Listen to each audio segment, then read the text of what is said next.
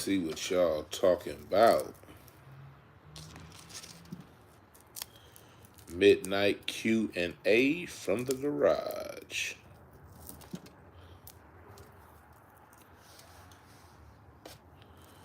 What y'all in here talking about?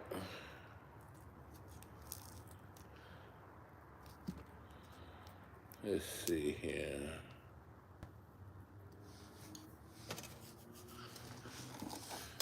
Come on in the chat room. Come on in the chat room. Come on in the chat room.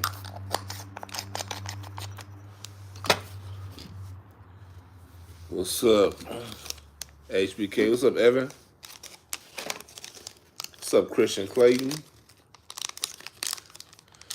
We just finished an Incense and Ashtray, so I want y'all to check that out when it uploads. I didn't have no particular theme tonight. Just good-ass music. What's up, Vernon? We here. Wanted to check in with y'all.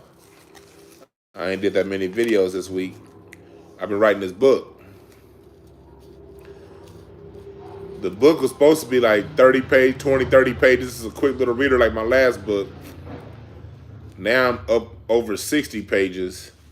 And I'm really trying my best to keep the book short. I'm really trying my best to keep the book short. Because I want to get it to the point. But I added, because the book started out talking about relationships. But I also added on family dynamics and parents and child communication. What's up, BB? Missed you on the Incense and Ashtrays, BB Gaines. You and Evan, I missed y'all. Yeah, we did some music tonight. Some music history and lessons and shit. I don't know what y'all talking about yet because I'm rolling this joint and the chat keep disappearing.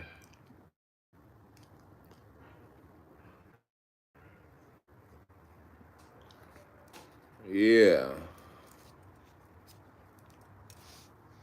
We is here.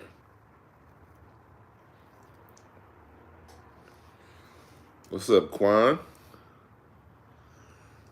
Quan was in there on this Cincinnati Ashtrays in the chat room. Quan be, we be having fun in there talking about our music. We be having fun. Hey, Quan, I am going to, yeah, I want to, that'd be hilarious. Over there, get it in the Incense and Ashtrays. I'm about to get some reaction videos from y'all pretty soon.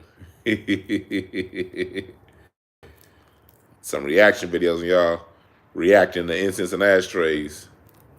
Moving them hips. Send that reaction video. You say you like Ninth Wonder at Bun B? Also midnight 9:10. I need to be in the classroom or something. This is the classroom. YouTube is the classroom. YouTube University. The thing about them colleges don't want you teaching that real shit. The colleges want you talking about bullshit and lesbianism and dookie digging activities. That's the college wants you to talk about. No disrespect to the dookie diggers, but that's not how I roll. So since it ain't how I roll, I don't think I fit in well in a college setting. So YouTube is my university. But y'all, like I said, I'm doing it. I got a book I'm writing. And this book is on family communication. Communicating with love. How to communicate those things that you want to your partner, to your family, to anybody that you love. Communicating that stuff with a loving tone so they don't hate your ass when you old. That's what this book is on.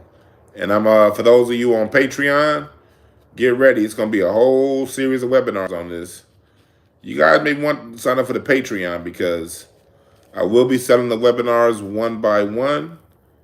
But if you're on the Patreon in the masterclass section, you will get all of the webinars. And I'm going to come up with a Discord group so that we all can be talking about this shit in between webinars. Because my fees are pretty expensive, but for my YouTube audience, y'all got the Patreon. For everybody else that find me through Google, they got $375 a session. You dig? I mean, I still haven't changed my price. I'm still at $175 a session. And salute to everybody who booked that $175 a session. I booked a few. I have a few more open slots. But that price is about to go up.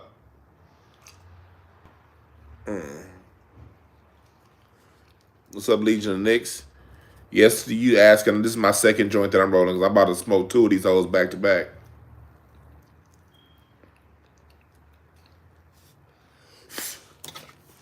About to smoke two of these. Get my ass. Y'all see the incense and ashtrays lighter?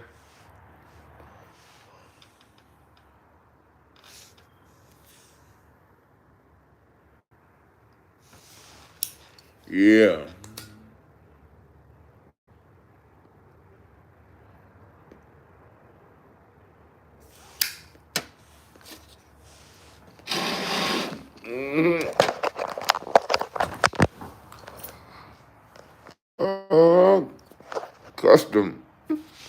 Customized Zippo.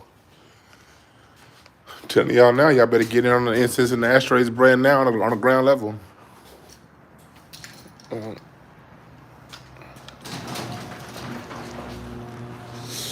Now let's see what y'all talking about.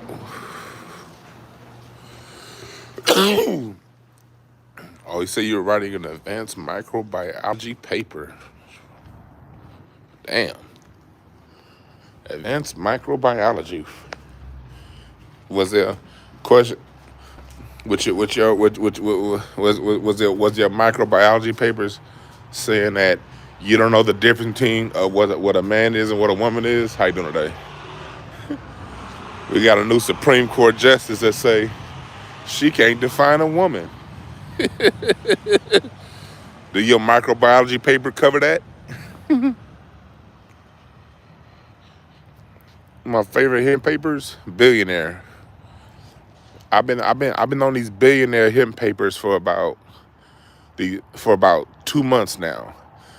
I found these billionaire raps about 2 months ago. So that's what I'm on now.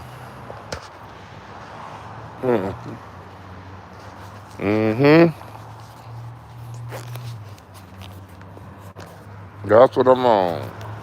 Hold on. I got a lot going on here.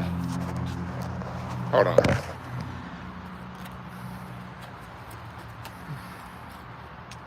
Oh, shit.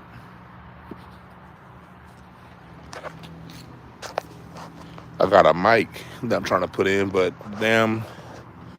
Hold on. I got a mic I'm trying to put in.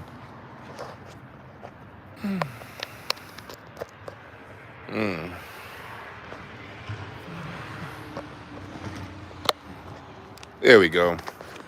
How's that sound? Does that sound better? Y'all let me know. Does that sound a little more clear to y'all?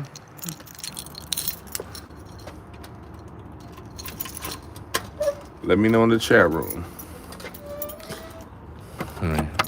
Turn this fucking light off.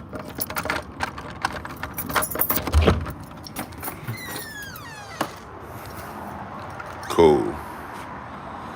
Does anybody sell trees in Phoenix? I don't know about selling trees in Phoenix, brother. I don't know what kind of trees y'all got in Phoenix. Phoenix got that. Y'all got that desert weed. I'm good on that desert weed. So what y'all talking about?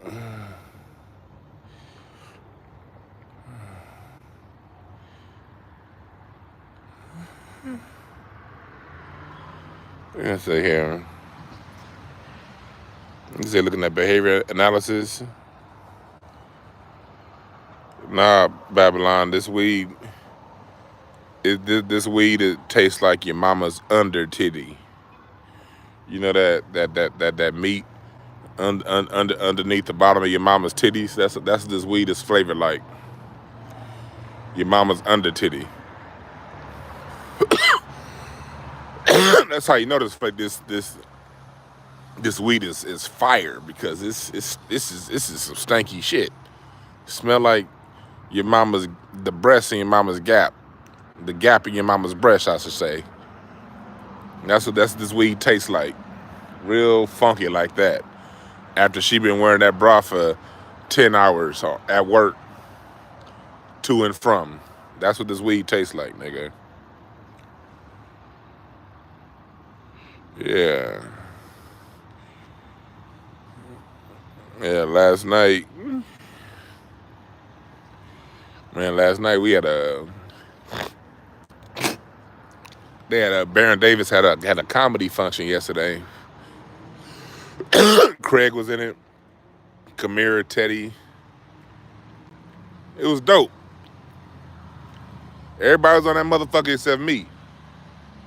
And yesterday was the first time I actually sat down and watched the comedy show, and I don't know how long, because one thing about stand-up comedy, that's what I do, so I don't be watching that shit like that. And I don't really watch other comics, and I ain't trying to bite nobody's style. I'm my own goddamn style. But it was dope watching some people do comedy yesterday. That was dope. But at the show, they was giving away all kinds of weed, nigga. They was giving away. It was somebody there that was giving away shroom candy bars. It wasn't at his house. It was some kind of event center that they had this thing at. But, nigga, they was giving away shroom bars and shrooms. I haven't tried them shrooms yet, but I can't wait. This nigga Blaze tried some of them shrooms they gave out last night, some of the shroom bar. And his ass, and it rained like LA had this like a random rainy night last night. Like, it hadn't rained in a while. Probably won't rain in a little while, but nigga, last night it was raining cats and dogs from like 10 till about whenever. And this nigga Blaze ate part of a shroom bar and had an hour ride in that rain. I don't know how that nigga made it home. I don't know how that nigga made it home. What's up, P.L. White? I used to use papers.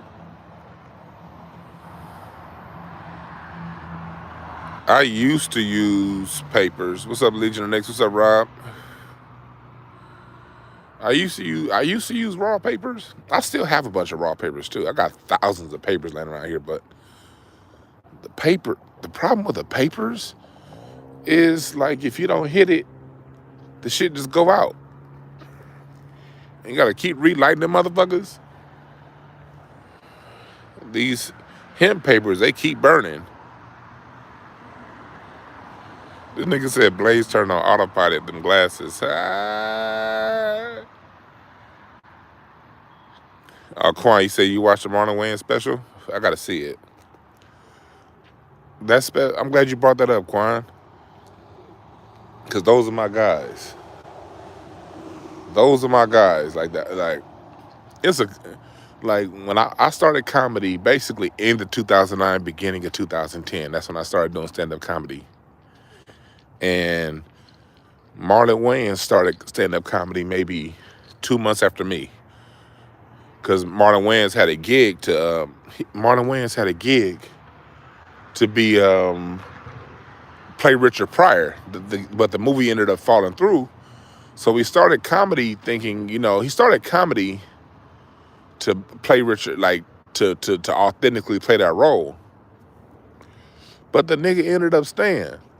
And I respected that so much about him, because Marlon Wayans is always a comedic actor, but he was never a stand-up comedian. Those are two way different things. Comedic acting and stand-up comedy are way different. So when Marlon started doing stand-up comedy, he would be down at the Comedy Store a lot.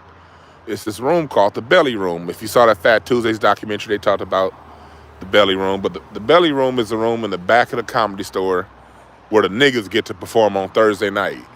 Like Thursday night, shout out to Nichelle Murdoch. She's been running that room for about 20 years now. But Thursday nights at the Comedy Store in the round back, upstairs, small little room, that's the Belly Room. And so Marlon would be there every Thursday. And at the time, Esau was in the special.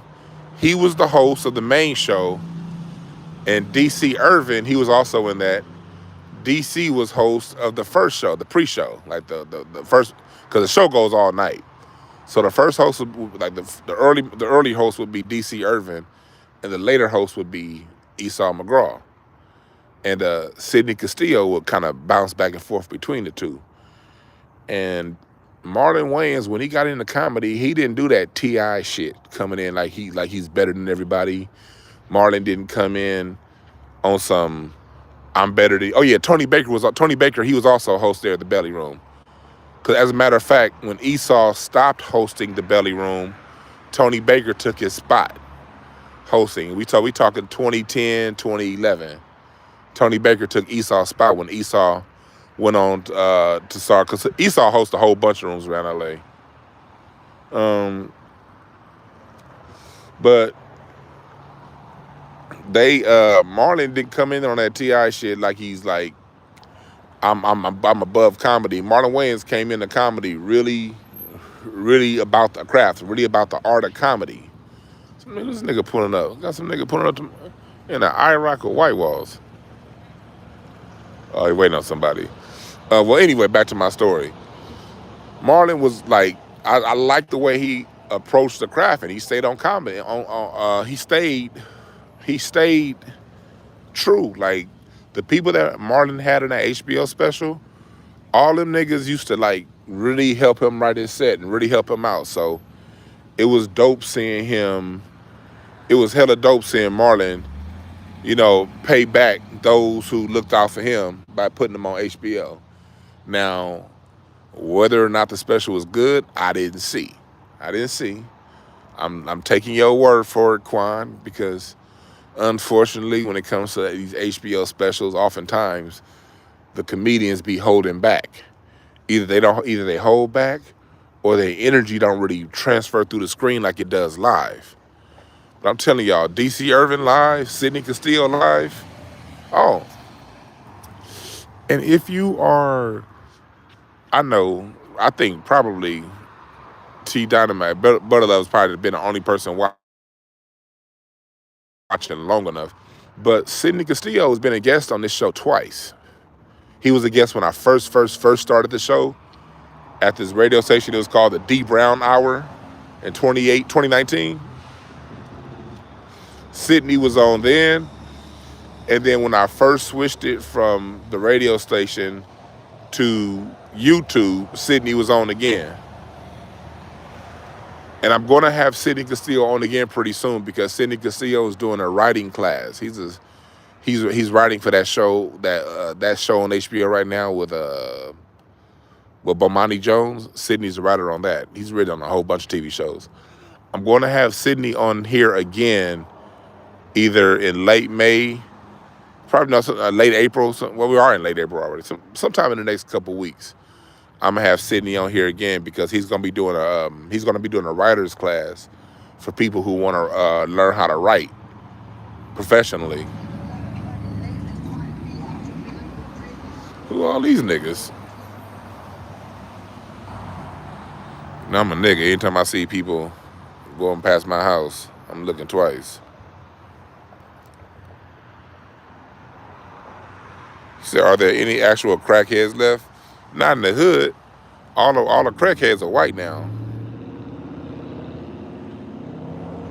Okay, you said Tony, Sidney, and DC murdered? All right, cool. Yeah, Tony, Sidney, and DC, they are the comedy class just ahead of me, Craig, Big Ja. Like with me, Craig, Big Ja, Daphne, London, when we all, Slink Johnson, when we all started comedy, Kamira, when we all started comedy in the early 2010s, Teddy Ray, the class that was just ahead of us was Tony Baker, Sidney Castillo, DC Irvin.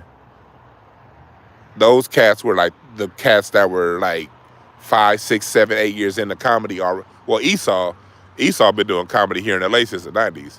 I don't know if y'all noticed it, but Esau was on that movie. Y'all remember that movie with Outkast, Idlewild, with Big Boy and Dre and Outkast? Esau, who was on that Marlon Wayans special, Esau was in that. That's how long Esau been around. So Esau been around longer than like everybody, but Tony Baker, DC Irvin, Sidney Castillo, they all like in the same comedy class. And that class was about 6 or 7 years ahead of my class. So those are the cats that always had the stage time. Me, Craig, Kamira, Teddy, we be going to them niggas for stage time 10 years ago. 2011, 2012. Those are the cats that we had to report to if we wanted some stage time at the Laugh Factory or the Comedy Store. So, you know, it's so dope seeing the cats that you started with, like, be on TV, be on HBO, really out there doing it. Like, here in LA, y'all don't know how much talent's out here. Y'all really don't. It's like everybody y'all see on the internet making these videos, these viral TikToks and these viral YouTubes, and we basically all in the same network.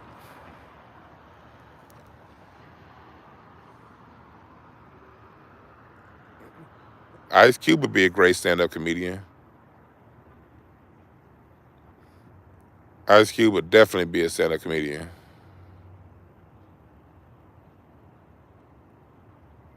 Let me see. Oh, Jeff Brown, yeah. Yeah, I love Jeff. Yeah, Brent's in our class. Brent Taylor. Oh, so I forgot about Brent. When I used to host at the Comedy Store at the Comedy Union, Brent Taylor was my DJ.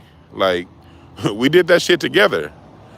Like, I had the room, and I would put up Sidney Castillo, DC Irvin, Tony Baker. Anytime they wanted to come and do some time, they could all come down to my room because, like, those was the OGs. Those was the cast that was already established. So, and me and Sidney always been hella cool. So it was my night. I hosted, and I was only like a year, and I had only been doing comedy for a year, so it wasn't like I was like a long vet. But Craig would perform there regularly, Ja, everybody I named, and Brent was my DJ. Like, I would host, and Brent would be upstairs, and he would DJ off his iPhone, off his iPod, and he would DJ for 5 minutes of stage time. And that's how we grinded when we first started out in comedy. Brent would DJ a full 2-hour-long show for 5 minutes of stage time. And anytime Brent's cousin could get down there, Brent's cousin, Teddy Ray, and I remember when Teddy first started, he would come down. I remember when Brent introduced him, Brent was like, "Hey, man, hey, Dwan. Hey, D, this my cousin, Teddy, man. I want to see if he can get some stage time." I'm like, all right. And I put Teddy up. Teddy had only been doing comedy 6 months, a year. And we all looked out for each other, for real.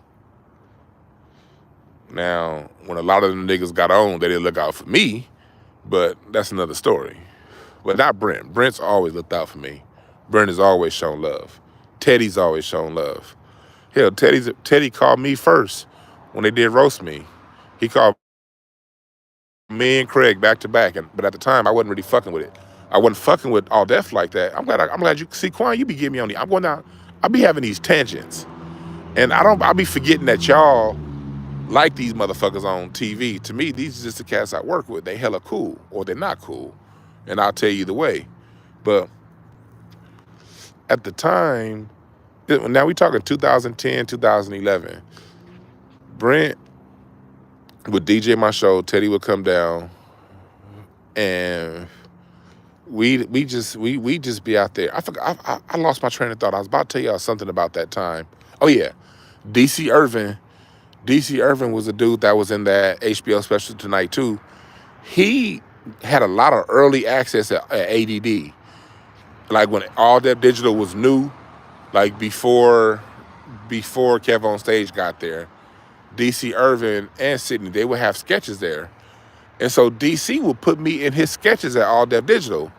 If you go back and look at some of that All Deaf Digital stuff from like 2013, 2014, you'll see me in some of DC Irvin's sketches.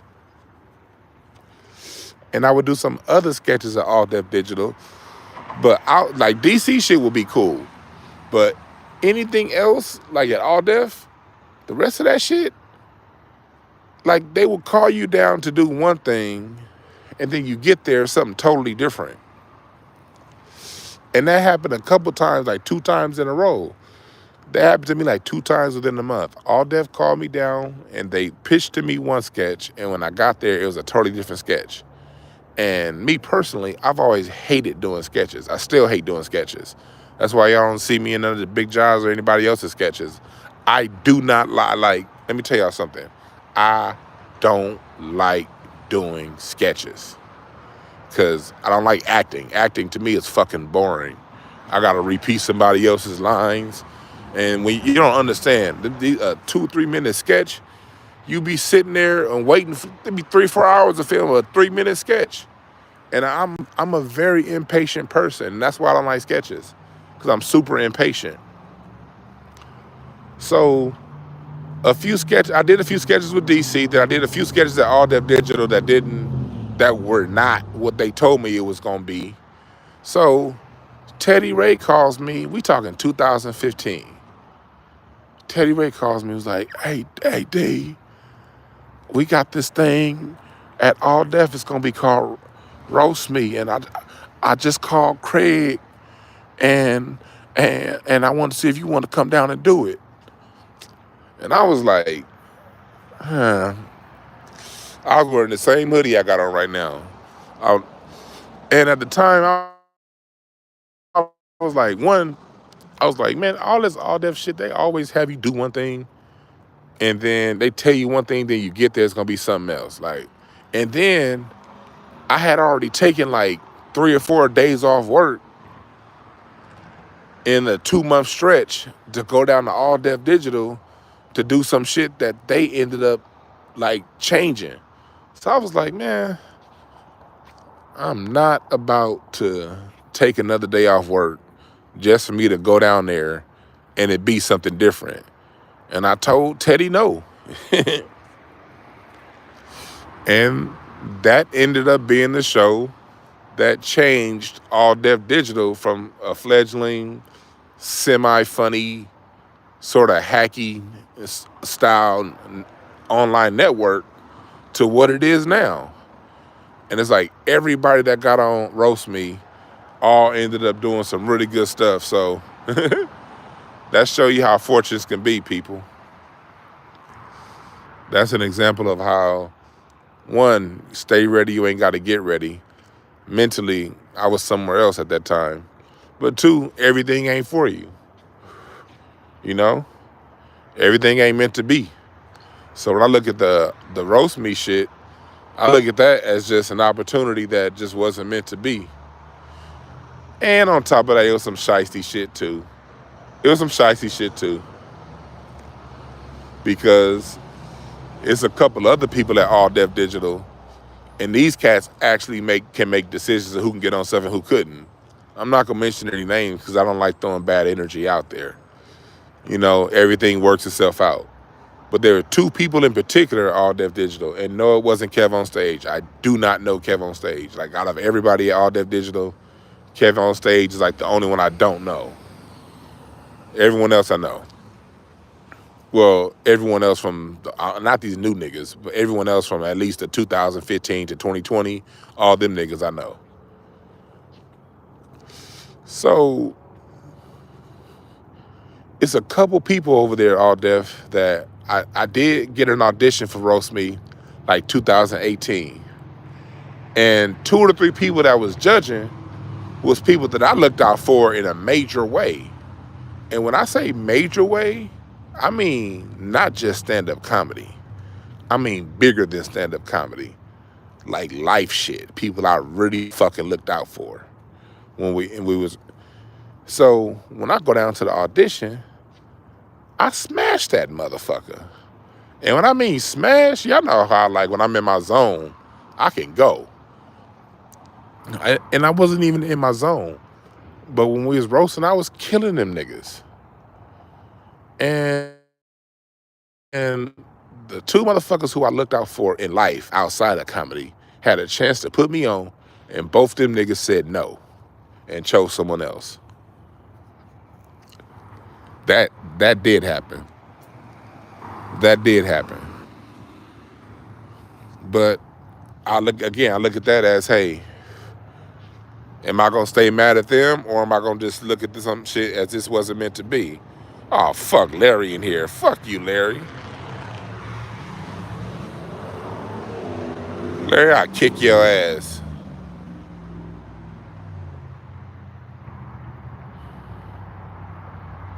Yeah, but that happened. Like,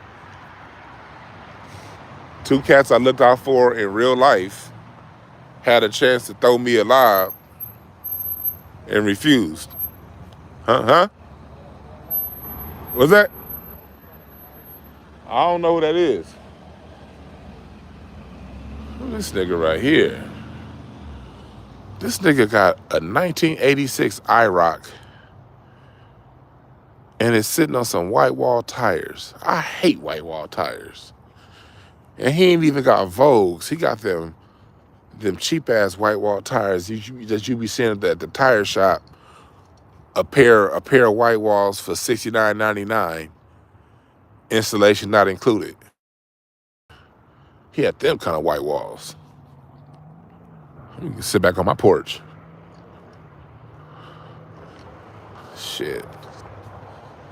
Some nigga in white walls coming to ask me some dumbass questions.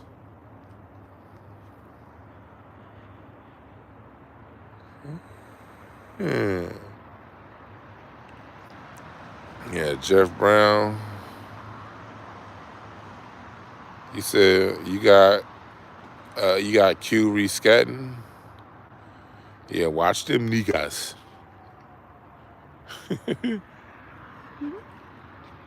Watch them niggas. But yeah, what's up, Goldie?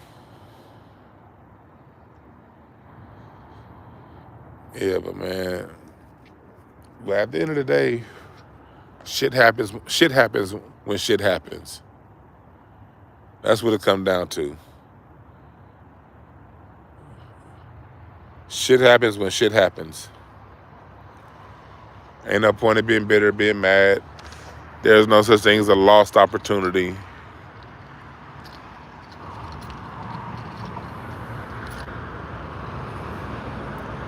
Shit happens when shit happens.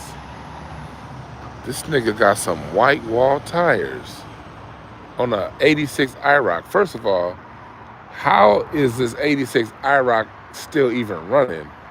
Them with some cheaply built ass cars. Most 86 IROCs were done and off the street by 1991. For you young niggas, the 80s was like a terrible time for American cars. So the American cars lasted 3 years back in the 80s.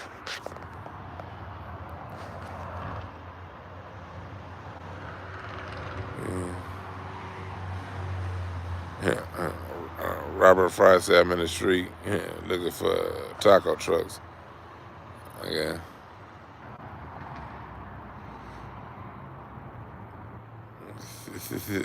Oh yeah, he said appreciate Marlon, but it wasn't as funny as you thought it would be. See, I don't expect much from the HBO. I don't expect much from the special because I don't know what it is. Most people do not translate on camera, like on them specials, their comedy sets. If you see any of them niggas live, Esau, DC, Sydney, Shantae, they will have you dying laughing. Tony, especially Tony Baker, they'll have you in tears laughing. But on TV, it'd be like, yeah. That's how it is with Ida. Like Ida Rodriguez, that's the homegirl. Ida gonna have Larry open up for Larry called me up last week when Ida hit him up. Ida Rodriguez made a pact with me, Larry, and my other homeboy Antoine that when she get on, she gonna look out for us. Like, but with all the shit that I be talking, especially in today's racial climate, I seriously doubt Ida puts me on anything or puts me on a show with her. And I'm not even mad at that because she's still a homegirl, but I know that when you're a mainstream person, the mainstream comes with a set of rules if you want to keep your mainstream access. And one thing about Ida, well, Ida's worked too hard to give up her mainstream access. That woman has worked her ass off.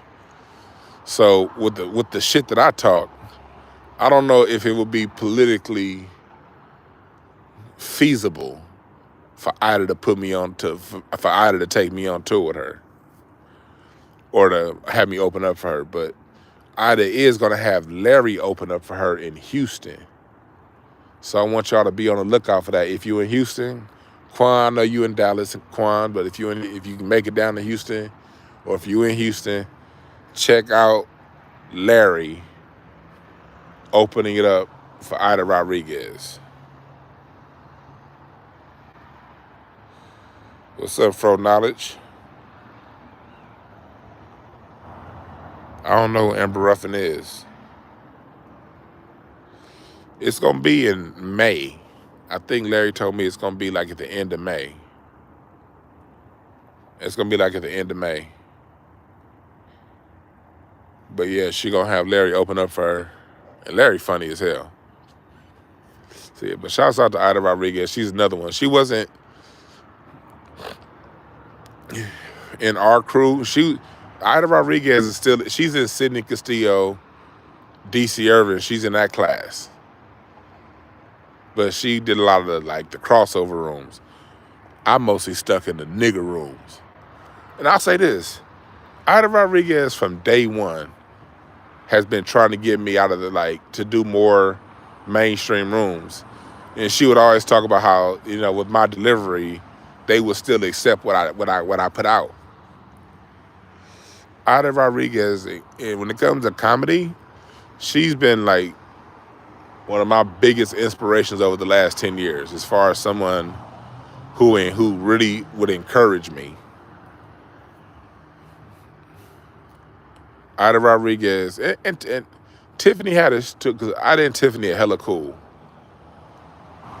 They've always been cool. Tiffany, I don't know Tiffany Haddish as well, but I will say Tiffany Haddish gave me my first taping, my first online comedy taping. Tiffany Haddish hooked me up with that. She was hosting. I knew this dude that had access, but Tiffany could have said no. Tiffany was like, "Oh, Dwann, hell yeah, for sure." And so my first comedy taping, Tiffany hosted, and she was part of the reason why I even got the taping. I'm telling y'all, man, this comedy world is a small, small, small world. Extremely small.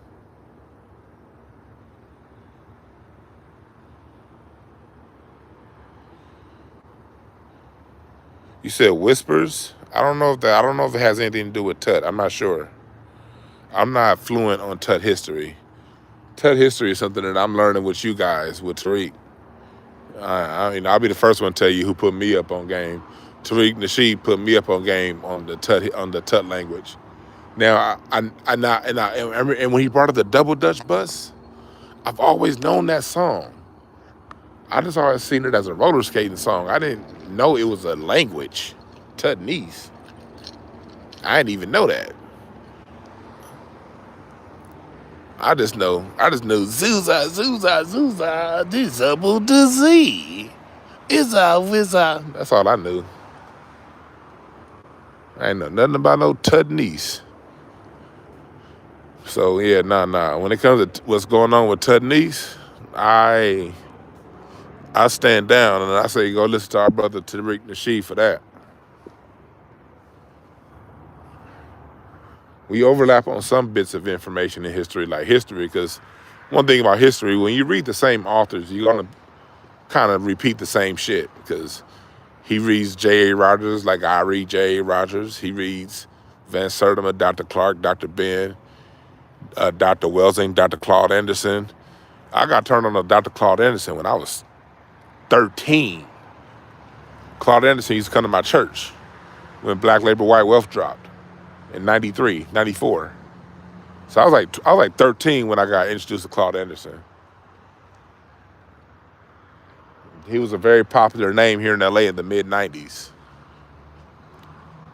But so when it comes to a lot of the history stuff, he read the same shit I read, and on top of that, he's read when that motherfucker did Hidden Colors. So shit, when it comes to history, I say even man, Tariq is one of the dopest niggas ever when it comes to dropping that information on history.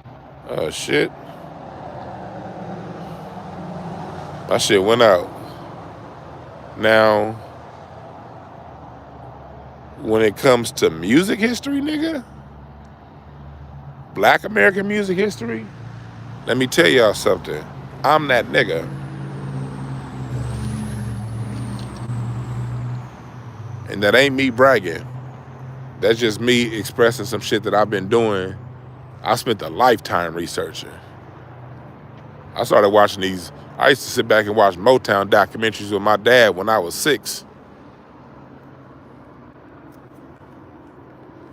When it comes to that music history, I'm that nigga. I took music history class. Look, this is how much of a music history nerd I am. I took extra music history classes in college that didn't go towards my degree, both in junior college and in 4-year college.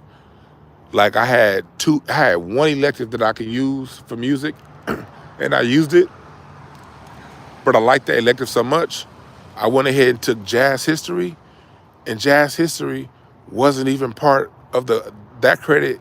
Those 3 units didn't even go towards my graduation. I did the same thing in 4-year college. When I got to Cal State Northridge, I had one music history class that was part of my curriculum, that elective, but I took 2 extra music history classes that didn't even go toward my degrees in communication studies. And I'm like 12 units shy of a double bachelor's in cultural anthropology. That's another thing I got. That's another reason why I can explain shit so well to y'all. I got a degree in this shit, and my minor was in cultural anthropology, so I know how to study things. That's another thing I give college credit for. Anthropology taught you how to study your environment and ask the right questions. The reason why I can express to you guys what you want to know, I can say things that vibrate with you guys that you wanted to hear, because I know what questions are going on in your mind. And because I ask those same questions. And that's something that anthropology taught me. Anthropology taught me how to ask the right questions to answer the thoughts of the people. So I got that going, and I took like 3 or 4 extra music classes just to learn more about music. And let me tell y'all something. I don't even remember that much from the music classes, but those music classes taught me how to research music. It taught me where to look. See, the biggest issue people have is they don't know where to look. The college level music courses taught me where to look, and it taught me what to listen for and what to identify. And I remember sitting in jazz appreciation classes, and they'd be talking about like the bebop era and the music and the dress and the fashion. And I'd be thinking, nigga, this is the same shit as hip hop. You niggas done bamboozled me. I'm over here thinking that this hip hop shit is new. Cause mind you, I'm 20 years old when I'm in jazz history. I'm only 20. So I see hip hop history for what it is. And I'm sitting back listening to my professor, and they telling me about the sacred spiritual era of the 1600s. And I'm like, nigga, that's hip hop too. And it's like no matter what history we would cover in music history, I could correlate every single element to what was going on in hip hop. And that's when I was like, oh man, game over.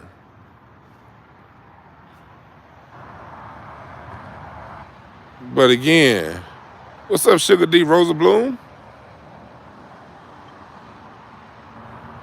Hey, I want y'all to shout out to Sugar D Rosa Bloom in the chat room. She was around in comedy back when I first started, and she would do comedy too.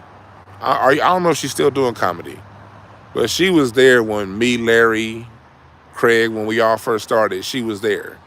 She saw us when we first started comedy. I appreciate that. Yeah, everybody tells me my comedy working, and my comedy does work in mainstream rooms. I've always murdered mainstream rooms. I just never wanted to do what it take to be a regular in mainstream rooms.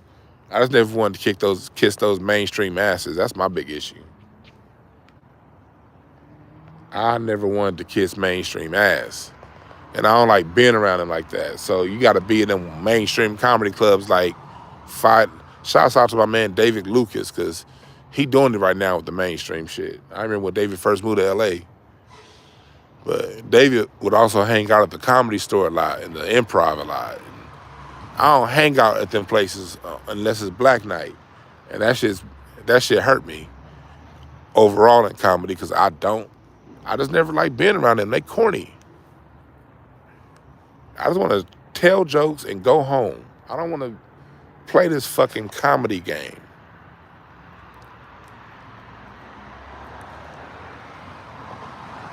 I don't want to play this shit. I don't like playing games.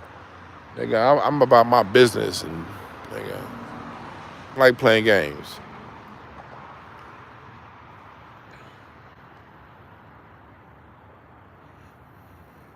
Yeah, I'm gonna do a black music documentary one day. I have a camera guy that's waiting on me to put it together, but I don't feel it yet. Like I want to do this music documentary, but I don't feel it yet. I do shit when that feeling come. Like I gotta feel it. I gotta feel it. That's the same. That's what I do. Like when I do this show, when I do my music shows, I don't write nothing down. I feel it. I told y'all again, I'm writing my book. Hopefully my book will be out May 1st. I hope it is. But my book, I wrote this shit through. I feel it. When I feel it, I let it out.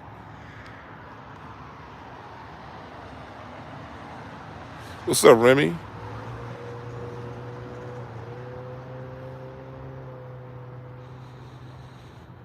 Yeah.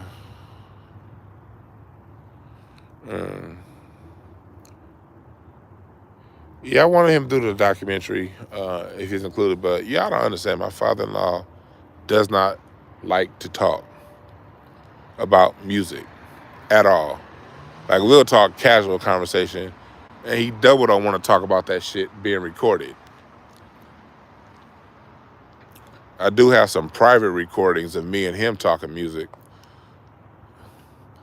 but nothing I'm going to put out like as an interview. It's just me and him talking music and me just recording it for myself for stories I could tell in the future.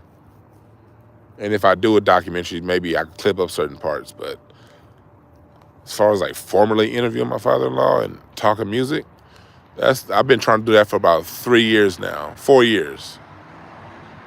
I've been trying to do this for about 3 or 4 years, and the shit hasn't happened yet.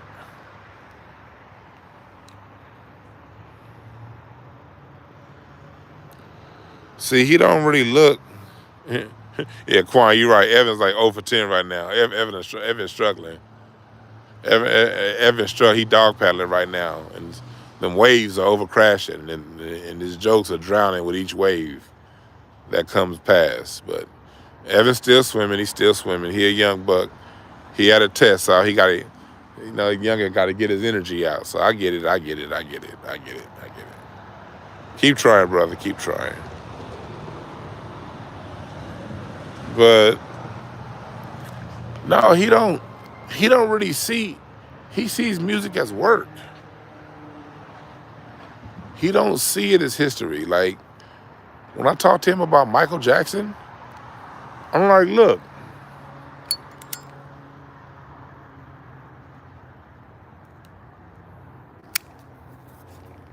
look, you're a key ingredient to the responsibility to the success of Michael Jackson's first couple solo albums when he was a kid. Like, you wrote those arrangements and played that music, and nigga, that's history. And he'd be like, shit, nigga, that was a check. He don't really see it as history. Music is just something he was great at. When I talked to him about Lionel Richie and working with Quincy Jones and Marvin Gaye, he sees them as his co-workers. It's like you got a job, and just say you're really good at your job, and there's people at your job that are really good, they're popular within that thing, that industry. But when they go outside that industry, nobody knows who they are. Well, or I'll take that back. Everybody knows who they are in that industry and what you do. Like, they may be a famous architect, they may be a famous whatever painter, whatever you do, like, they're really big time. But you see that person as just your coworker. You see that person that works for the other company doing the same that you do. But other people see that person as a star. That's how it is with him. And me too, like with certain people. When you work with these artists, you don't really, when you just focused on what you do and you do it well, you kind of miss it all. You know, you don't see them the way we see them. Like, his conversations about Marvin Gaye are very different. Like, when we talk about Diana Ross and Michael Jackson, and he may say 2 or 3 things about them, and then shit, we get back to talking about the Lakers. Like, when we talk about Michael Jackson, it'd be like a conversation here, conversation there. And a conversation about Michael Jackson is gonna last all but 5 minutes max. 3-5 minutes max. And then we back to talking about the Lakers.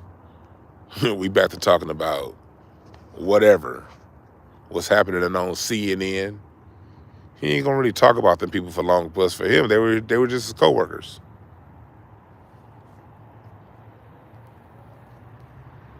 What's up, Amara?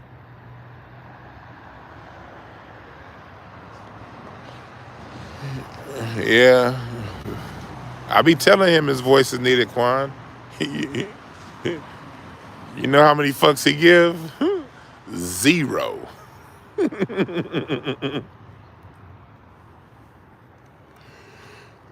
You gotta realize, like, he walked away from music in 1990. He walked away from music at the height of his success. Like, that's how he sees music. He literally walked away on top. Lionel Richie was one of the biggest stars of all time, and he created Lionel Richie from the beginning at Tuskegee University through the height of his career. And he walked away. Like, he had offers to do shit with New Kids on the Block. He turned down offers for Destiny's Child when they first popped.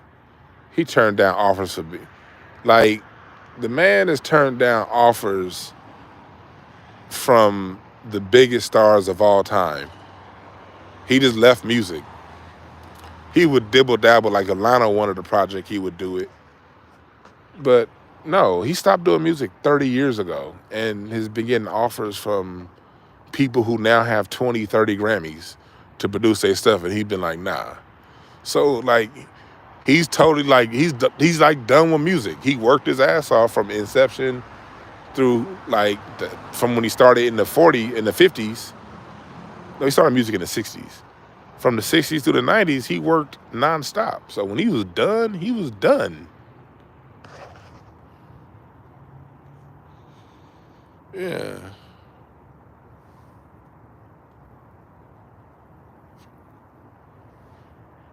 Said Evan, Robert Fry said Evan makes jokes for the deaf.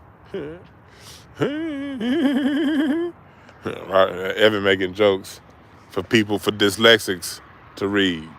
They're gonna have to mix up what you said for it to make sense, because the way you saying it ain't funny at all, brother.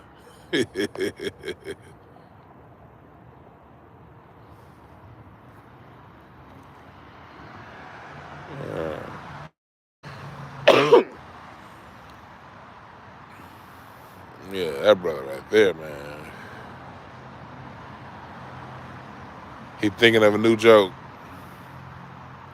Now don't put it on Boo, because when Boo hit hard. Yeah, Boo will go 0 for 10, but then Boo's next 3 is gonna make your fucking spleen burst. Shouts out to Boo too. Boo's another one that, when I first started comedy, Boo Capone used to look out for me, man, for real, for real. Like when a lot of them clubs stopped fucking with me because I became more militant. I had a lot going on for me in comedy early on, but when I started to become more militant and say more pro-black stuff, a lot of your comedy clubs stopped fucking with me, especially the black clubs. But Boo Capone, whenever Boo Capone would have a new comedy room, he'd always let me come up there and rock anytime I wanted to. He's had his one comedy room on Adams and Crenshaw with Damu. And that night was fun. And Boo would let me rock. Anytime Boo had a new comedy room, he'd be like, nah, D, man, fuck all that. You can say the fuck you want to say around us, man. We niggas. We niggas, man. Fuck the niggas, man. We can say the fuck we want to say, Dwan. We niggas. So Boo would always look out for me.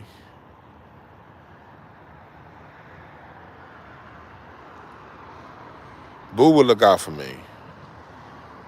What's up, Positive Influence?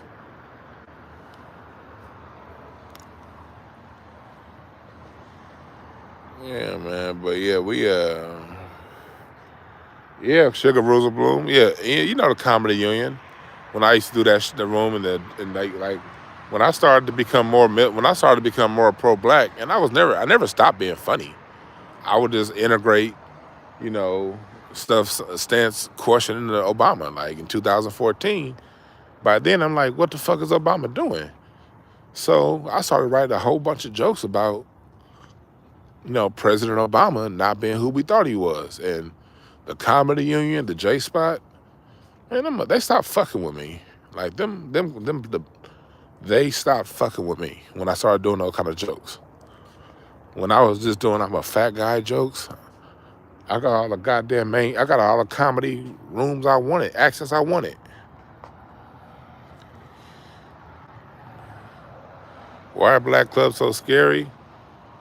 I don't know. Niggas like, well, the brother who owned the Comedy Union is Jamaican. I didn't understand that at the time.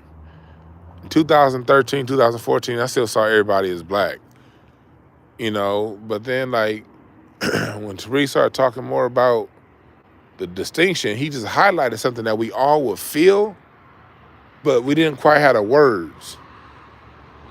And when Claude Anderson was talking about Native Black American, I got what he was saying, but I still didn't see us as distinctly different from people from other cultures, even though I understood cultural anthropology.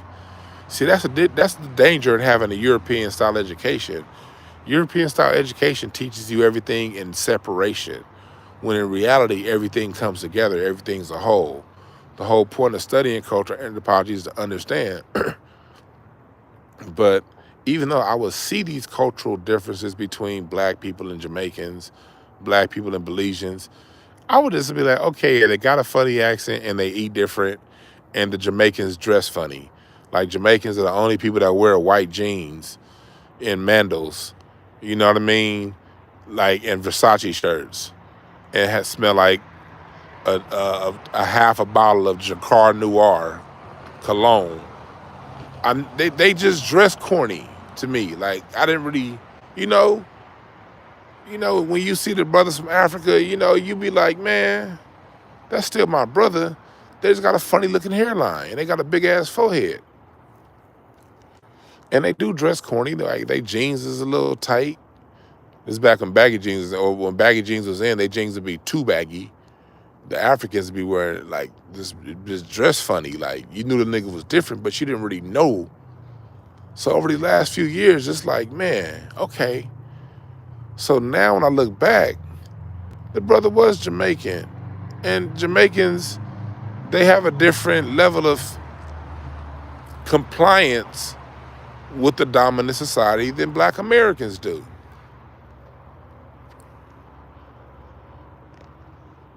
But that's what happened.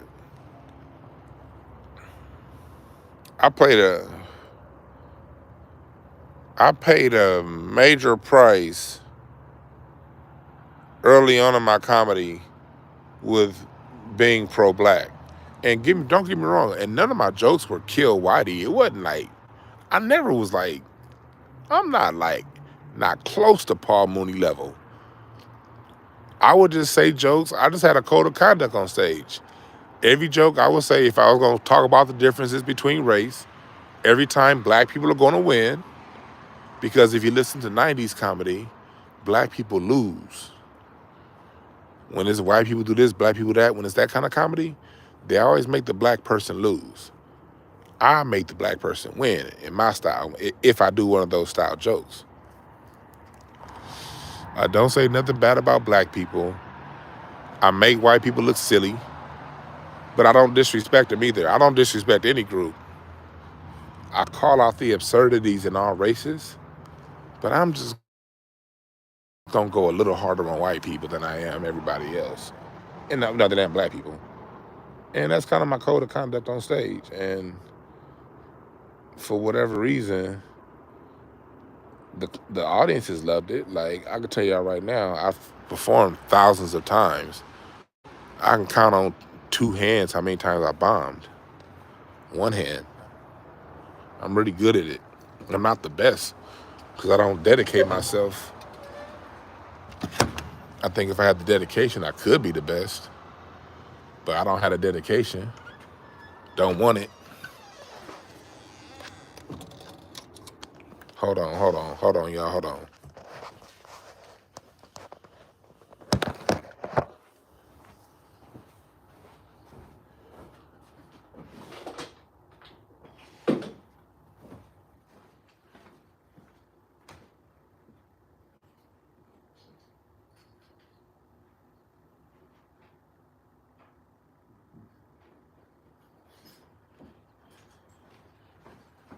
Yeah. All right. I had to plug my phone up because the battery about to die. My bad, y'all. I had to take the microphone out and plug it up because the battery is about to die. But when it comes to comedy, I didn't have a dedication to be the best. I didn't want to be the best. I just wanted to be funny. But the comedy industry, the people who had access to the stages, they didn't like my point of view.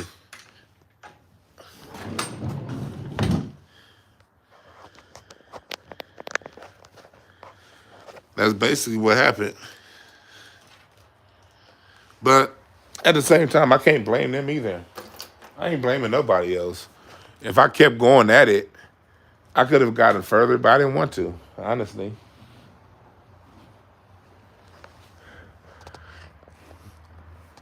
That just wasn't really my thing because I didn't, when I saw how the industry was played, I didn't want to play that game.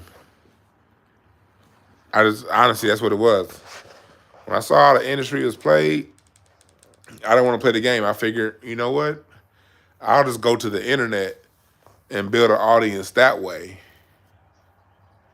And once I build an audience on the internet, I'm gonna come back out and do comedy on my terms. So that's the route that I chose.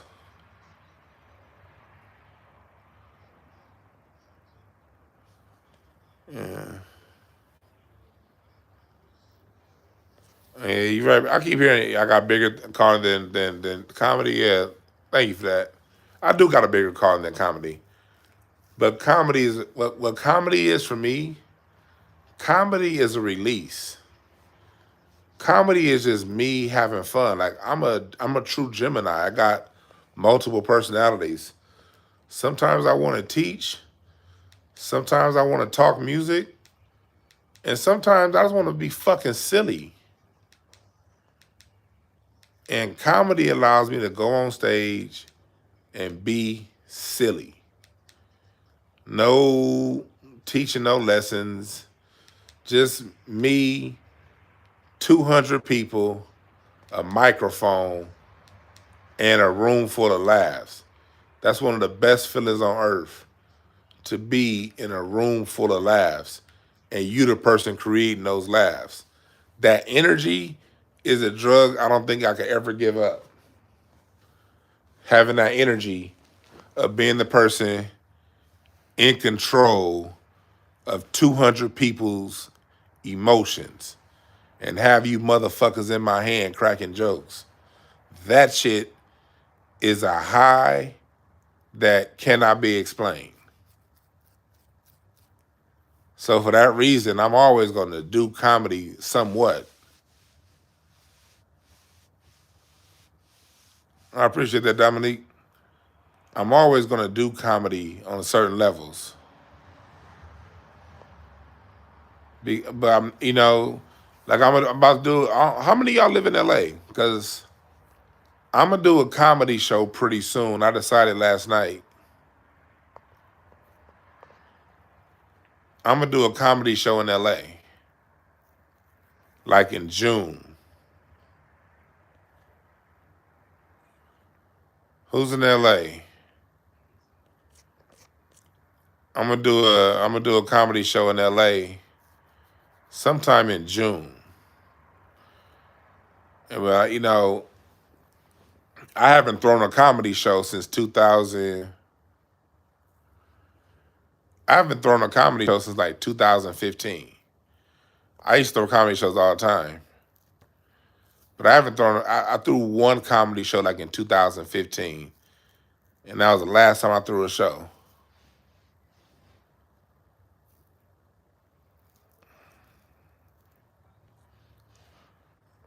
And most of my LA people, a lot of them on Instagram too. I gotta find out how many people I got in LA. Cause when I throw my show in June, I'm trying to figure out what size venue I'm gonna use.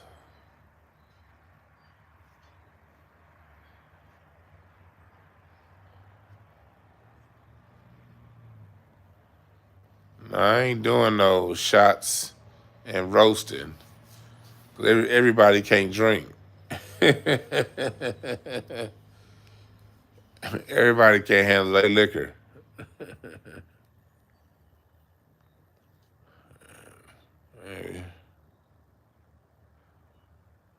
So y'all protesting in college? I used to do. But nah, y'all gonna like this book I have coming out. Y'all gonna like this book. I just added new sections to the book. The book is talking about communicating with your partner and how to communicate parent to child and how to communicate positively within a family unit and how to have difficult conversations in a constructive manner and how to speak in a loving way with your family. That's what this book is about. I wanted it to be real short like the last one. That was my goal.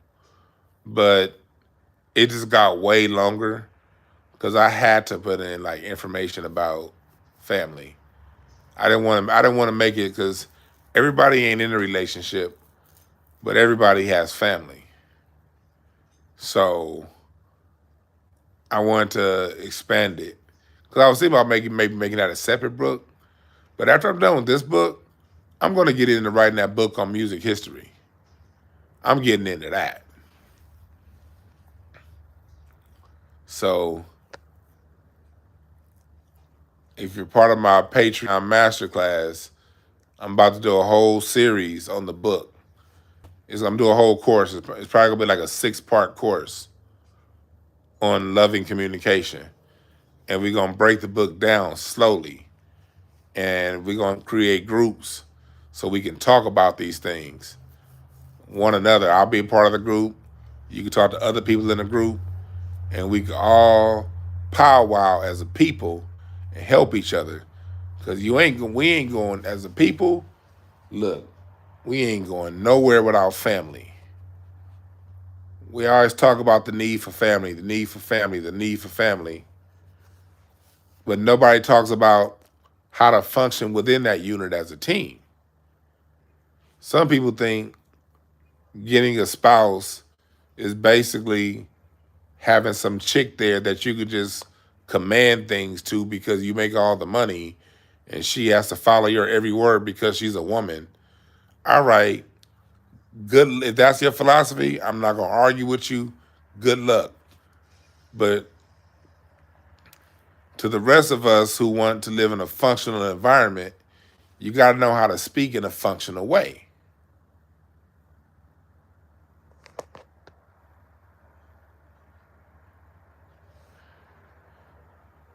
I will do sessions. I'll do small group sessions with everybody. But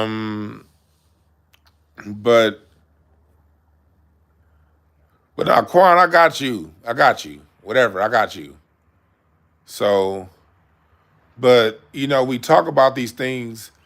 We need a family. We need to have a family environment. We need the black family, the black king. That's the Holy Trinity. Yeah.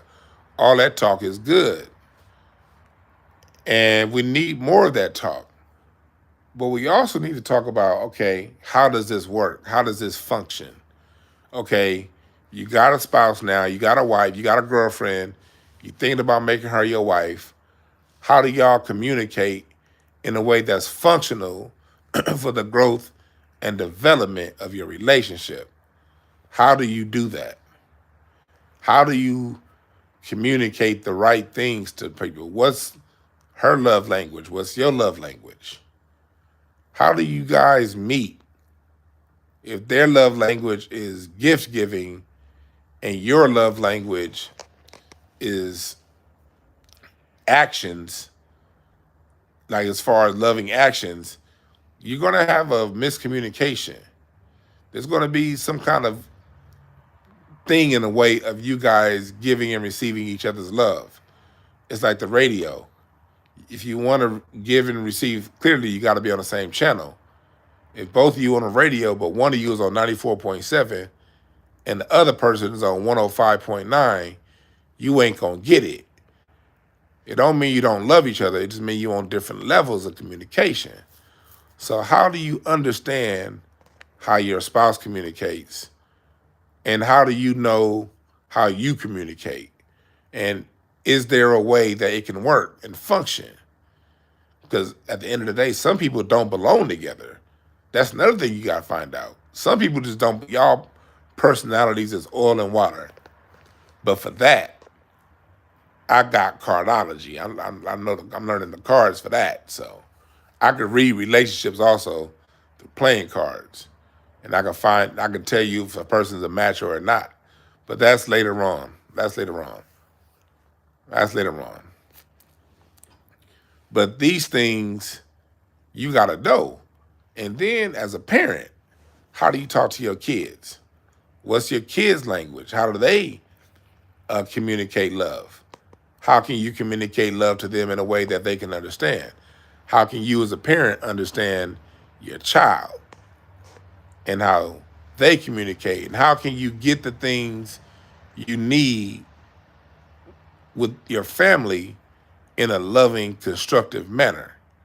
Because gone are the days where men can come in and speak like our granddads. That was a time. But that time is over. Nowadays, people got to communicate in a constructive manner, And it can be done if everyone's willing to put their egos to the side and communicate in a way that's constructive to the family. So that's what my book is teaching, and that's what the masterclass webinar series is going to be teaching.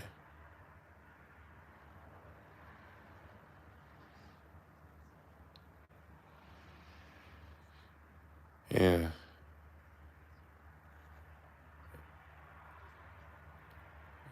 Oh, you said add a session to link up people too? I could. I could. America's Maker, the music tree is funny. I saw me and Joe Fox, the person I have doing my music tree, the artist. I saw him. He's a comedian too.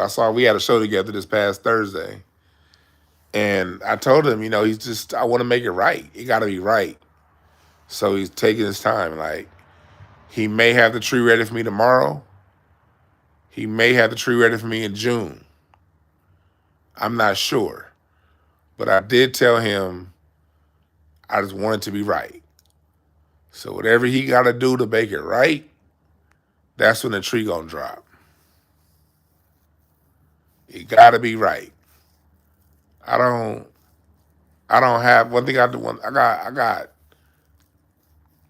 a genuine, heartfelt appreciation for the people who take the time to listen to my channel. So when I present something to you, I want to make sure it's decent and it's well done. I don't want to release no bullshit to y'all. I got too much respect for y'all to release bullshit. So if it just gotta take time. You know what I mean? I've had certain designs that Joe Fox did for me in over a weekend. Other shit, took a little time.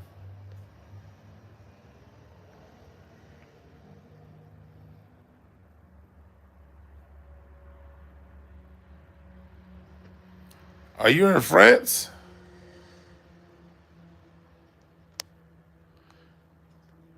I didn't know you were in France, Sugar D. That's dope.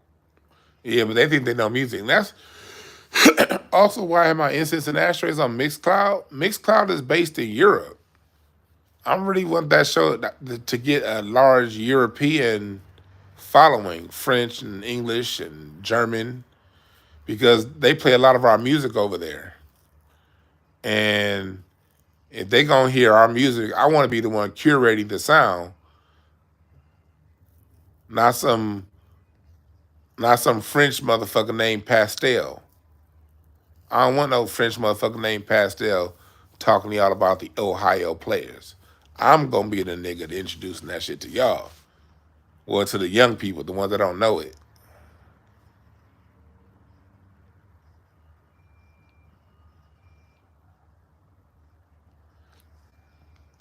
Yeah, but I want to get that music tree to y'all. If I could have that music tree for y'all ready for y'all tomorrow, I would.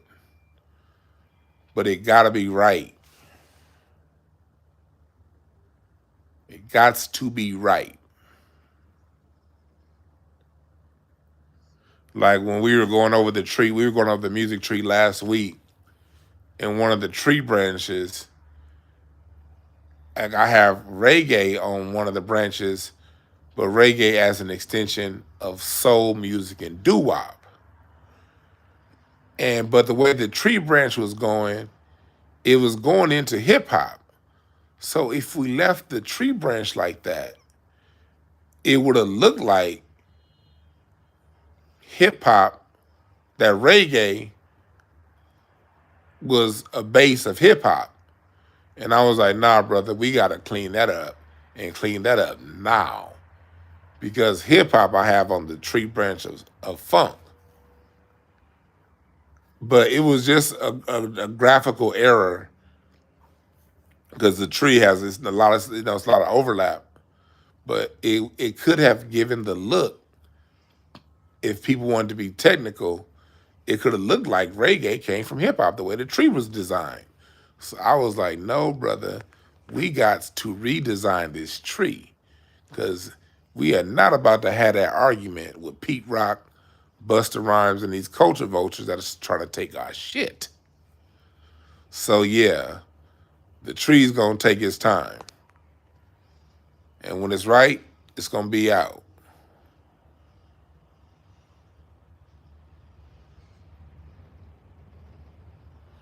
Yeah, French people crave our music. They crave everything we got because they ain't got no. Man, France ain't got shit. Shit, the Moors put that wine up there.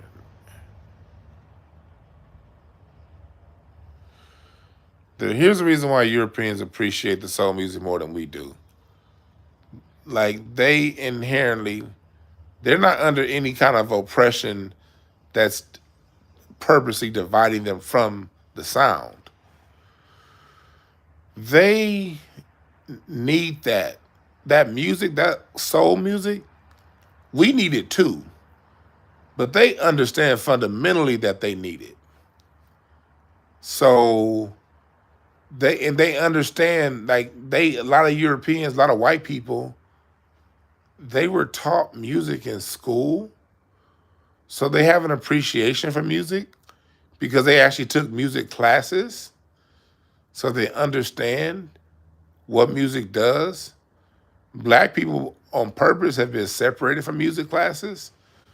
Like, you saw some shit about a month ago, New Orleans talking about they're gonna start teaching jazz again in the school.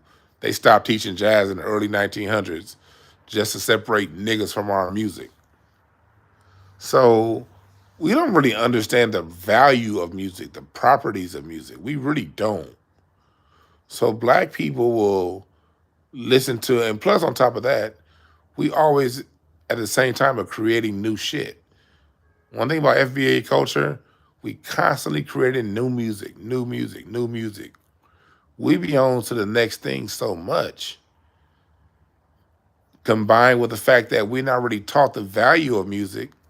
So whatever the next thing is, no matter how trash that next thing is, we gonna be on it. Because culturally, we always on to the next thing. Louis Armstrong was the shit in 1929. By 1940, people was like, I don't want to hear that old shit. Give me some swing. And then by the time you get to the late 40s into the 50s, people like, I don't want to hear that old ass Louis Armstrong. I don't want to hear that swing. That's my mama's music. Give me some Dizzy Gillespie and bebop. And then on the other side, if you were from the South, you were more so into blues. You wanted to hear in the 40s and the 50s, you wanted to hear Muddy Waters. You wanted to hear some of that blues. You wanted to hear some Petey Wheatstraw. So when the 50s came and rock and roll, you were like, man, get that shit out of here. What's this simple shit? What's this tutti frutti on Ludi? And then by the time the 60s came, people was like, man, I ain't trying to hear that Fats Domino. See, in 1956, Fats Domino, I found my thrill on Blueberry Hill. And the Jamaicans was rocking that shit, and that's where reggae come from. But by the time you get to 1963, 65, they like, man, I don't want to hear that Blueberry Hill shit. Nigga, give me some Motown. Give me some Stax. Then by the time you get to 1975, man, get that old Motown bubblegum oldie bullshit out of here and give me some funk. Shit, by 1985, man, get that old ass funk music out of here, nigga. I'm listening to rap. Nigga, I'm listening to hip hop. That's just how we do.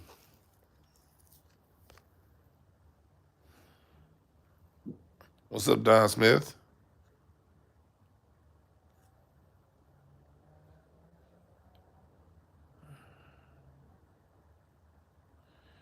Oh yeah, Ebony. Of course, if there are more black educators in the school system, it'd make a huge difference. I used to see that shit all the time at my last job. I would have these black kids, little niggas be fucking up. Fucking up. And I come over there and I help them with their behavior. And then the next year, that black kid that had like a black male teacher, behaviors changed immediately. All that fucking up the little shits was doing, they ain't doing it no more. And then the school would transfer out that black teacher, bring in an Asian teacher. Oh, here come the behaviors again. That's how it worked. But I know here in LA, they make it hard on black men to get tenured as teachers. So a lot of your black men teachers in here in LA, most of them are substitute teachers. They don't like to really tenure black teachers here. So most of your black male teachers are permanent subs. So they'll have a kid for 6 weeks, 6 months, long-term subs. So here in LA, the long-term sub thing is a major thing. They don't want to pay for full-time teachers. So teachers in the schools that the black kids are in, the kids will have 15 teachers in one semester. No permanent teacher, all subs. And then I noticed this shit. I remember I had a kid at Dorsey High School, had like 5 teachers in the first 5 weeks. And then this black teacher came in, and this kid behavior flipped. Guy started doing well, started getting A's on tests. That black teacher was there for 3 months. 2 weeks before the semester was over with, they transferred that black teacher, and over the last 2 weeks, the kids had a new teacher every day. 10 days of class, 10 different teachers. And I remember the heartbreak that child felt. It was like, man, I finally got somebody I connected to, and they gone. That's part of how the game is run here in LA when it comes to the school system. The black kids get a series of substitute teachers, and most of the black teachers are substitute teachers. So even when they do get a chance to connect to the children, the connection is not going to be permanent because they're going to have that black teacher in another school tomorrow. See how the game work? What's up, Jeff? Somebody in the chat room was asking about you earlier.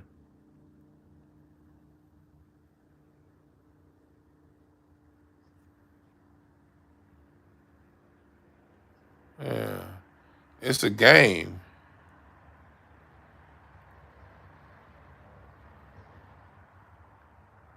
Are you working on your special education and math endorsement? Yeah, get that. Yeah, it's a game out here. I appreciate that, Sugar D. Yeah, Dominique, you say you had one black teacher? Yeah. I had one black male teacher in college. Two. One was my jazz appreciation teacher at San Monica College, Mr. Feedmont. And it's funny, I still see him a lot. He be at the Hollywood Bowl every year playing for somebody. And my other was Mr. Dr. Horn at Cal State Northridge. He was the only black teacher I had at Cal State Northridge. And I had Dr. Horn. Man, he was so dope. In middle school, I had this black teacher named Mr. Doppelmore. He gave me confidence that I could actually be good at math one day. I had him in the 7th grade. I sucked at math. But when I took Mr. Doppelmore's class in the 7th grade, I took him for geometry, and I did pretty good. The way he taught, I understood. No, I had 2 black teachers, but he gave me confidence that I could. No, I took him. No, he was pre-algebra. That's what he was. I took him for pre-algebra, and he gave me the confidence that I could actually be pretty good at math. Because before that, I fucking sucked. And then in 10th grade, I had Mr. Brown. Mr. Brown, my 10th grade teacher at Westchester, his mom was actually my dental hygienist when I was a kid. She had a dental office off Crenshaw and Stocker. That was his mom, Miss Brown. Well, her son was my geometry teacher in 10th grade. And he had an effect on me. I remember all my black teachers. Mr. Murchison was my history teacher in 10th grade at Westchester.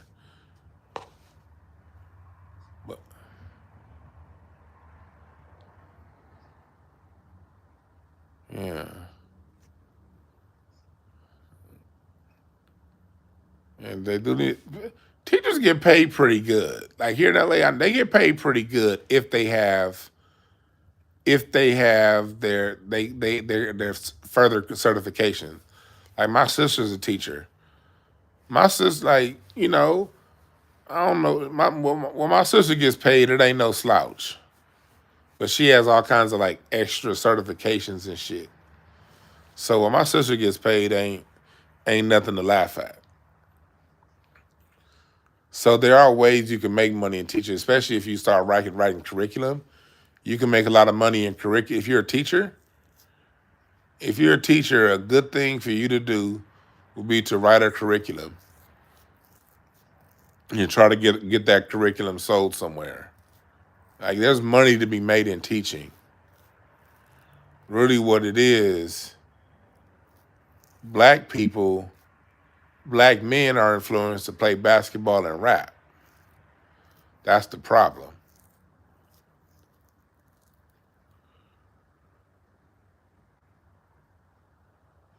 We encourage our black boys, the social rewards in black society come through a basketball, a football, or a microphone. So a lot of our best teachers are chasing a fledgling rap career. A lot of our best teachers are fucking 5'11",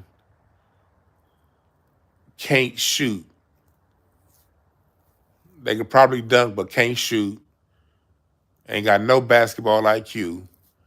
They chasing a hoop dream when that same kid will probably be a dope history teacher or something like that. But we raise our black boys to chase bullshit ass sports and nigga trinket jobs. So we're losing whole crops of potential teachers to bullshit ass industries. That's our problem. That's our problem. And we don't value education.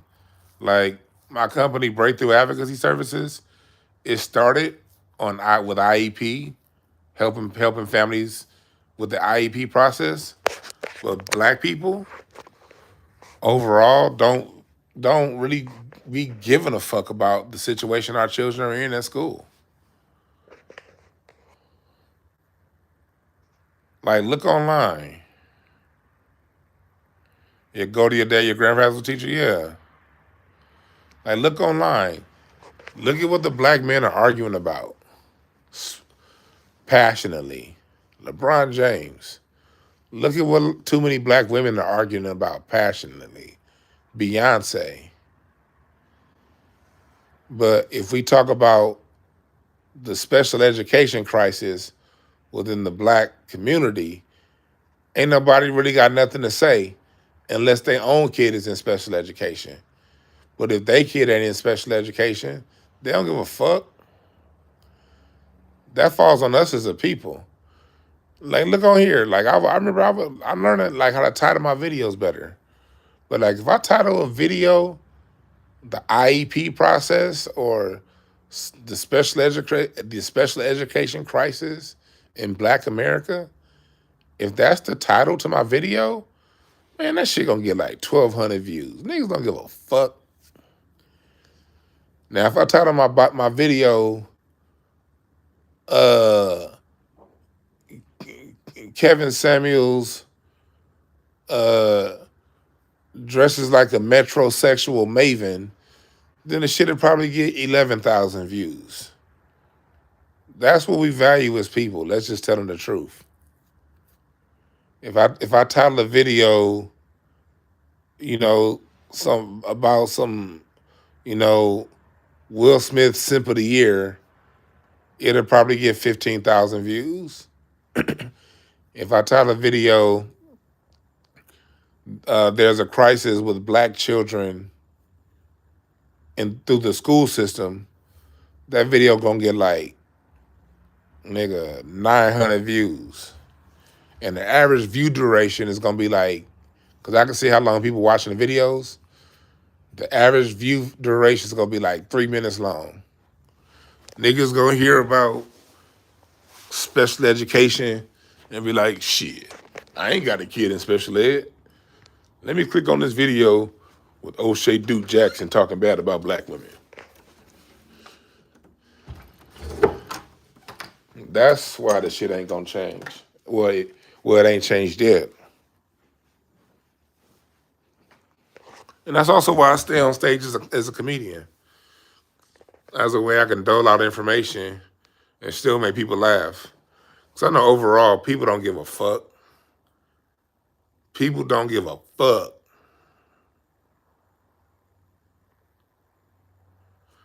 People don't give a... Like when it comes to the greater good of black society, people don't give a fuck. They want you to sit up here and confirm their political beliefs and have some mental masturbation to somebody rah and saying the same shit that you want to hear about an actor you don't like or about a group of people you don't like. Niggas want to have a rah session to that. But when it comes time to having a conversation about doing the work it would take to provide a better educational system for our children, and look, here's the thing about it. I don't even have any kids. How about that? I don't even have no kids. Don't want them. Work with kids forever my whole life. I got thousands of kids out there walking around right now. As a matter of fact, when I was at the Dodger game last week, one of the kids I used to coach who ended up becoming valedictorian of his high school and got a full ride scholarship to Georgetown, he was at the game and we chopped it up for a little bit. I got thousands of kids walking around LA, but I ain't got none of my own. I just have a consciousness for wanting the greater good for black people. I want the greater good for all people, but all people tend not to give a fuck about us. So since all people don't really give a fuck about us, I'm gonna give a fuck about us. I just got a level of consciousness that wants the greater good, but overall, niggas don't give a fuck.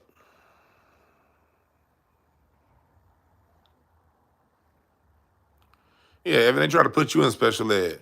Now your jokes belong in special education, but look at you in college right now, and they tried to put you in special ed.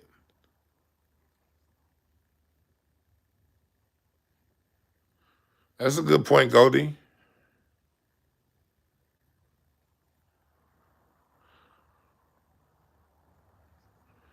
Look, you say you've been doing IEPs with your daughter's teachers for 15 years? Yeah.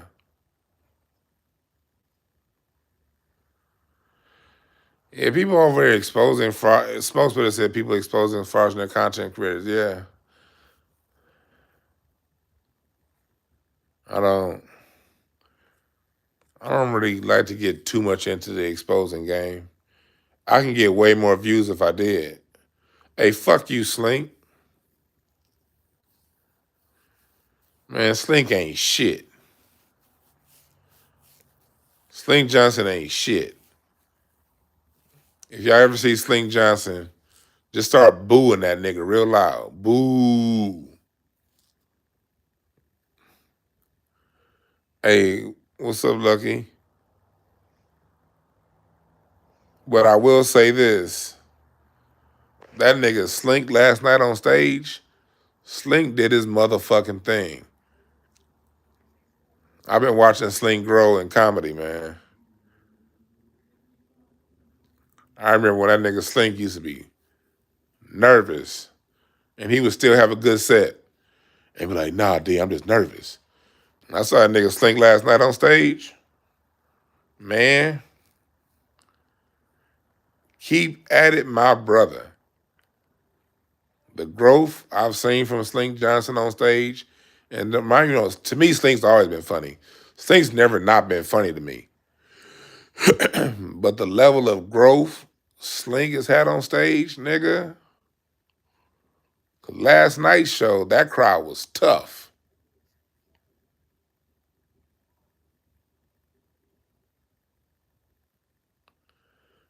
That show Sneak put on last night, that crowd wasn't shit.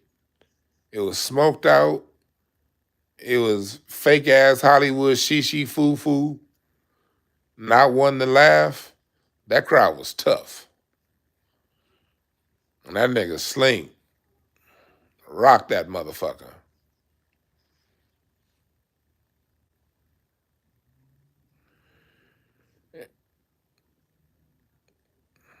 Yeah.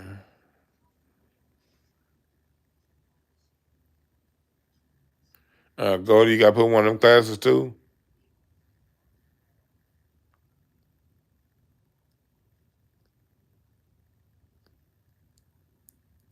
And he said all you need was a quiet room to take a test. Yeah.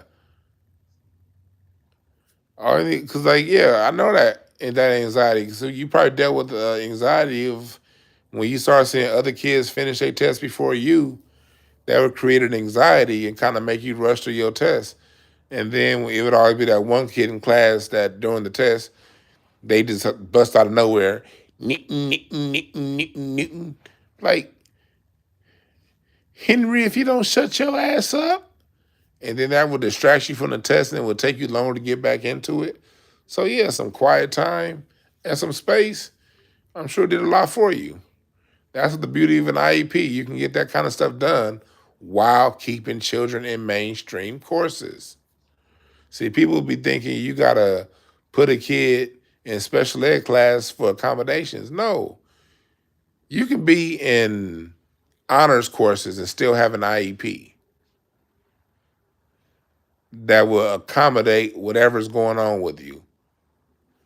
There's a law called least restrictive environment. That's a federal law. A child must be in the least restrictive environment. So if a child needs modifications to their education, you can still do it in a regular environment. You just got to make certain accommodations. And by federal law, they're supposed to. 1976, that shit got passed. But a lot of black people don't know this, and when you try to tell this to a lot of niggas, they don't really give a fuck. So I had to morph my company into different things than just IEPs.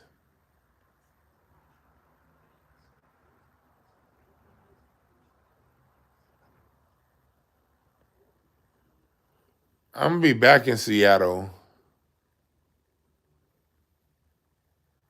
I'm gonna be back in Seattle, I think next month, sometime in May or June. I'm going back to Seattle. I'm gonna go up there and do St. Nick's podcast.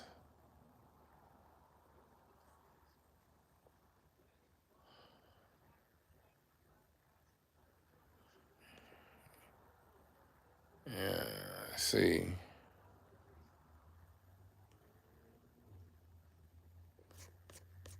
Yeah.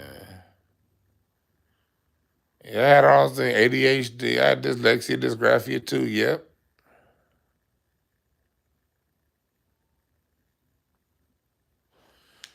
But all you need is, if you got that shit, all you need is a few little accommodations, you good. But me, I didn't have no IEP. I wish I did. But actually, I can't say that. I'm glad I didn't, honestly, because everything works out for its own reason. Since I didn't have any accommodations, I had to figure it out. Like, I had to really figure out my learning style and what was going to be the best strategy for me to get through high school and middle school. Because in middle school, I do all my homework, I study, and I still get C's. So in the middle school, that's why I had to figure that shit out. Okay, like, I'm really good with memorizing things that I've been told, but this dyslexia, this dysgraphia, when it comes to reading, that shit don't fly. Because I'm going to be spending 2 hours reading 2 pages. So from there, I figured out which teachers to choose based on their teaching style. I just had to really figure me out. And through figuring me out, I found ways to work with it. And that's why I wrote my last book, No Time to Waste, the book that I wrote last year. That's about figuring out your talents. Really what that book was really about was how I figured out my talents. I just basically I wrote down how I figured out my talents and put it into a small book. Go and get that book.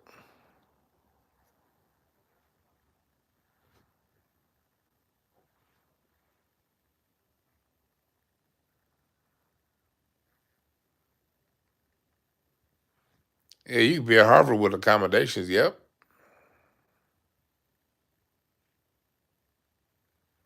Then you say y'all had physical ed inside. Well as eating the cat down. See, we didn't have much physical ed in our elementary school. My elementary school used to get shot up a lot. There used to be a lot of shootings around my elementary school.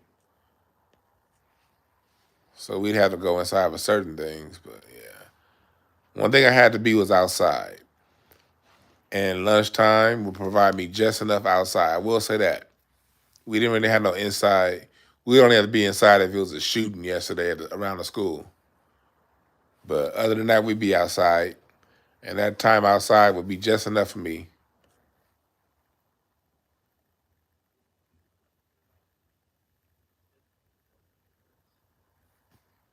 Yeah, a lot of black kids are put in special ed because they're just too fast. They're too quick. Schools can't keep up with our black children. They really can't. So what they do is try to slow the black children down. That's how they deal with it. Schools don't speed up, they slow our children down.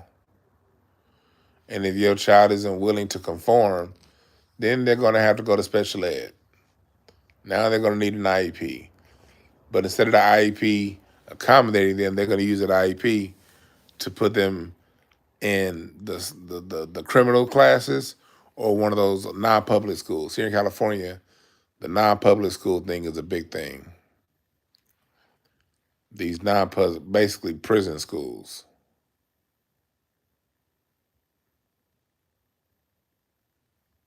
Put you in them and hope you while away to prison.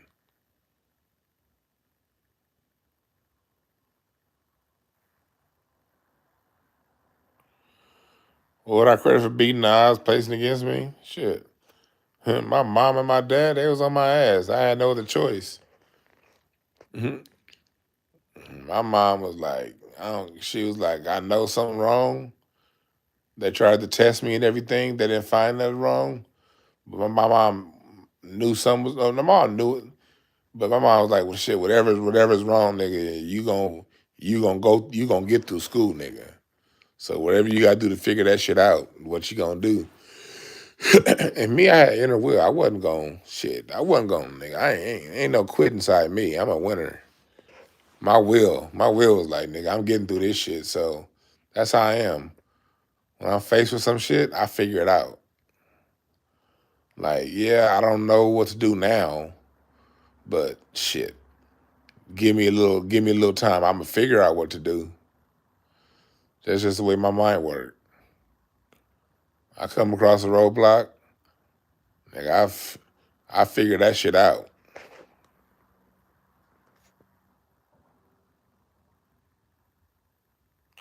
School to prison pipeline is a real thing. That is a real thing. I had this one school. As a matter of fact, my old elementary school. Well, I went back to my old elementary school when I had my job as an advocate, and they had a fucking white line. And when kids are out there on the yard, they gotta walk the white line. And if they deviate from the white line, they get a consequence.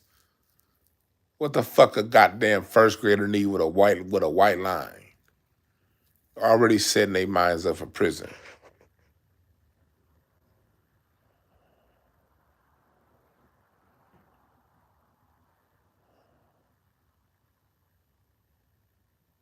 Yeah.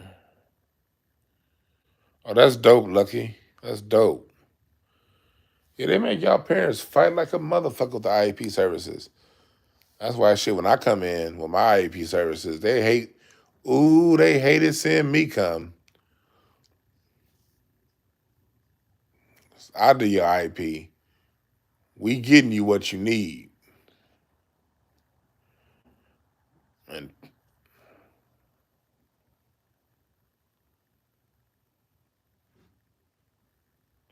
yeah. Yeah, we gotta have these conversations, Lucky, man. We gotta put this stuff out there. The IEP stuff is real. You gotta know that. You gotta know that this is school's job to save money. It's your job to get your kids' education.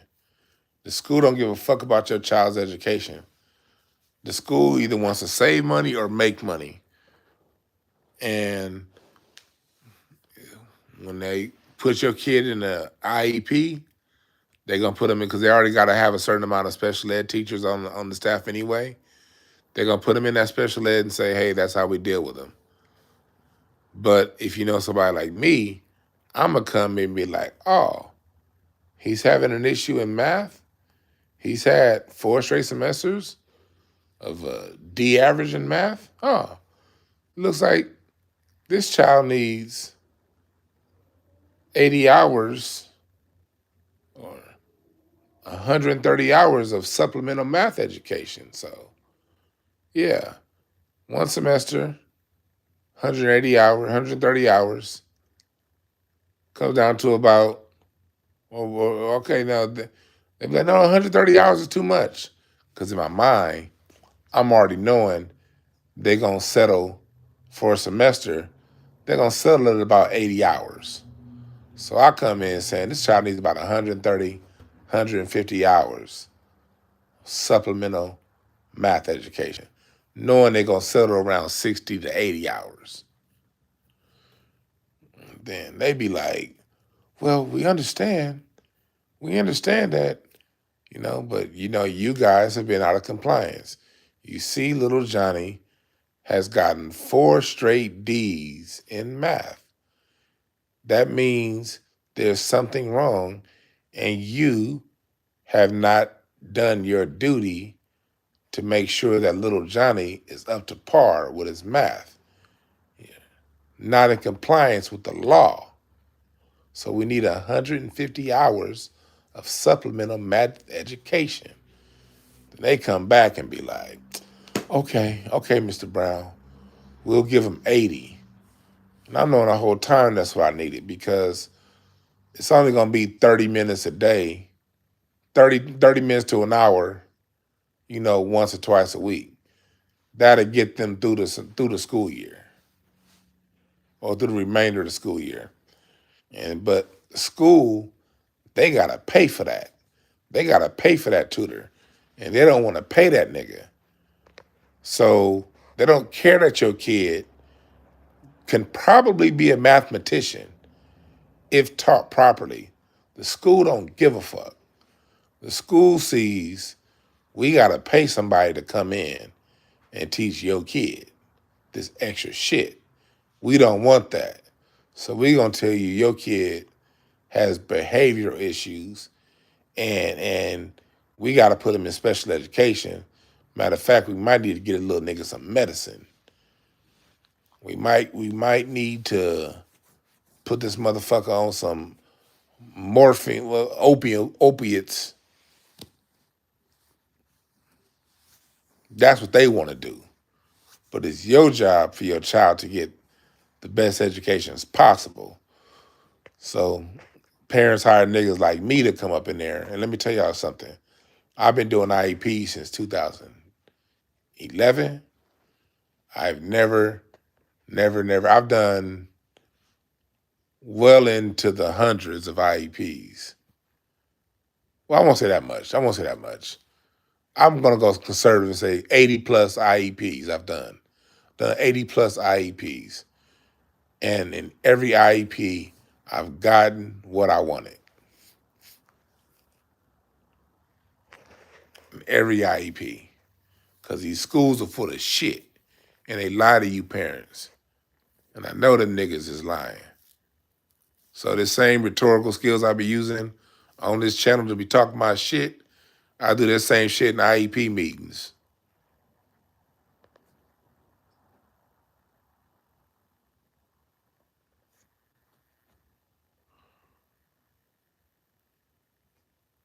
Yeah.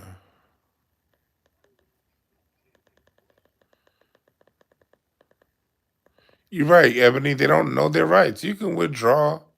Special, special education is voluntary. You can say, you know what? I revoke the IEP. Put my kid back in regular classes. Then the school gonna be like, well, we don't recommend that you do that because he's struggling in special education. So that means he's going to really struggle in regular class. But what they're not telling you, the reason why your kid is struggling is because he's fucking bored and that class is beneath him. And your child inherently knows that class is beneath him, so he ain't taking it serious. He like, fuck this class. He may not have the words to dictate that this class is beneath him, that their aptitude is far greater than this class can offer, that this class is so beneath them. Your black boy in the 7th grade can't necessarily articulate that. He just is gonna sock somebody. That's how it works. Your child, your little black kid can articulate that he's quicker than his teacher, especially if he has a white woman teacher. That boy quicker than her. He quicker than her. She can't keep up. And he frustrated, but he can't express that. So what he gonna do? He gonna be sitting in class cracking jokes. He gonna be goofing off, not sitting down. When the work come, he gonna be like, man, look at this bullshit. Get this bullshit out of my face. A, B, and then when the Scantron comes, his little ass gonna write A, B, B, C, B, B, B, A, D, B, and just, all right, teacher, I'm done. If he actually sat and read the test, he probably could have aced it, but he probably didn't even read it.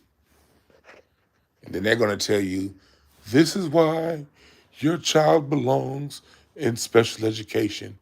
If he's not doing well in special education, he's going to get really drowned in mainstream education. As if mainstream education is any good. Mainstream education is bullshit too. But at least it's at a little quicker pace than them special education classes. The kid's gonna do. Matter of fact, that kid probably needs to be in advanced placement. But they don't want to give him that. They want to give him Ritalin instead. This is the game that they playing with your black kids.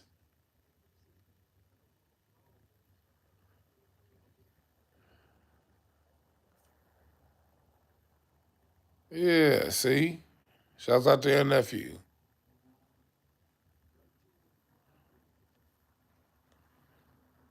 You're right. AP classes is what they use to divide us. Like I went to Westchester High. Westchester was like 95% black, 90% black. But guess where those 5-10% of non-black kids were? The white kids and the Asians. They all were in the AP classes. Like if you were white, you got to go to AP classes. If you was black, man, you better sit your ass in general education. Shit, I noticed because my wife, she was in all the AP classes. Me and my wife went to the same middle school and high school and never had any classes together. It was like we was in 2 different schools. She was always in the honors AP side of the game. They would let black girls in those classes. It'll probably only be like 1 or 2 black boys in the AP classes. It will be like a bunch of black girls and all of the white kids, all of the Asian kids. That's how they segregated us. Like they put me in an AP history class by mistake. And that was the first time me and my wife had a class together in high school. We went to the same school for 6 years and had one fucking class together. And that's when they put me in AP history by mistake. They use the AP in the special education system to segregate the children. And here in LA, if it's a Mexican school, if it's like Mexicans in a black school, they'll put all the Mexican kids in AP classes and still hardly none of the black boys in that school. You ain't gonna find no black kids in no AP, especially black boys. You'll find some black girls, but you ain't gonna find no black boys in AP classes. Nope.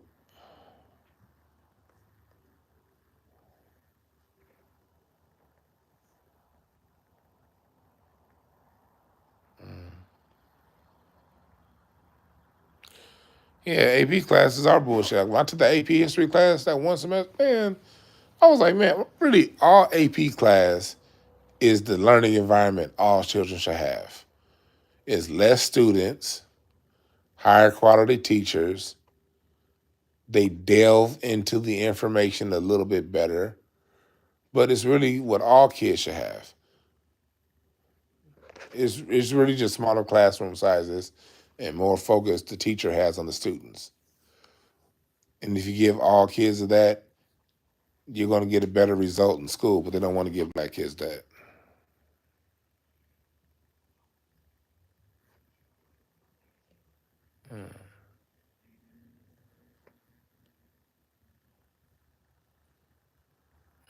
That's how they do it. Yeah, me and my wife started going to the same school in the 7th grade. We didn't have any class together in middle school. Then we got to high school class. When we got to high school, we had 11th grade history together, like one semester. Then the school saw the mistake that they made and put me back in regular history class the second semester. They're like, we don't want this black nigga. We don't want this nigga enjoying himself in class.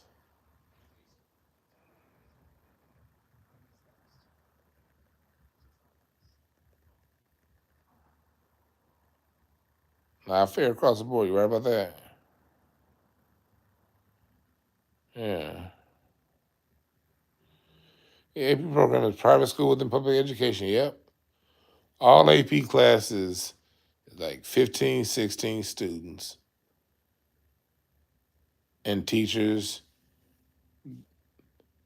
in a calm environment.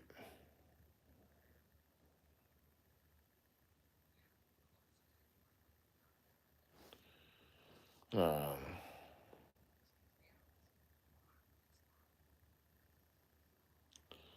See, in college is different. Well, learning in college and learning in high school are two different things. In college, everybody wants to be there. In college, you're not going to have that access. See, if what a 14-year-old mind needs is different than what a 19-year-old mind needs. A 14, 15-year-old in high school, they need more focused attention. By the time you're 20 and you're in college, 19, 21, you're older. You're an adult now. You can be more autonomous. So and your brain is more developed. So a, a 300-person class in college doesn't really bother you because you're 20 years old and you can take it. But there's no way in hell you can have 300 15-year-olds where half the niggas is from the ghetto raising these hot Cheetos and grape soda environments. You can't have that. 15-year-olds? No, nigga. 15, 20 kids max.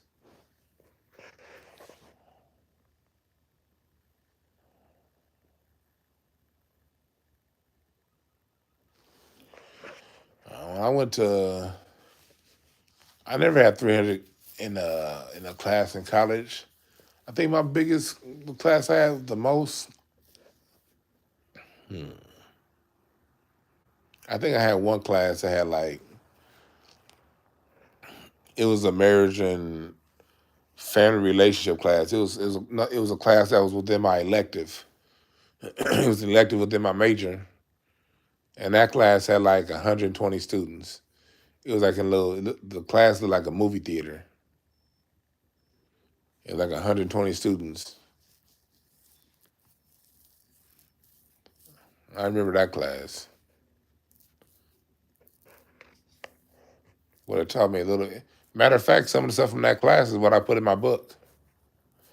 I went and put up some of my old books from that marriage and family course I took at Cal State Northridge back like in 2004. 2004. I still had some of those books, and I pulled on some of that information in the book I just wrote.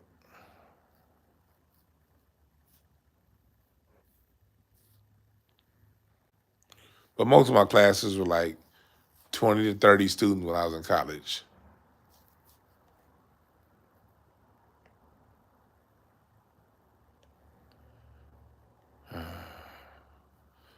But I'm all talked out, y'all. I'm going to get at y'all pretty soon. I'm probably going to do a show either tomorrow morning or Sunday morning. I'm not sure yet. Probably Sunday. Probably Sunday morning. And also another instance in ashtrays. Hit the like button before you get out of here. Remember that. Share this, yeah.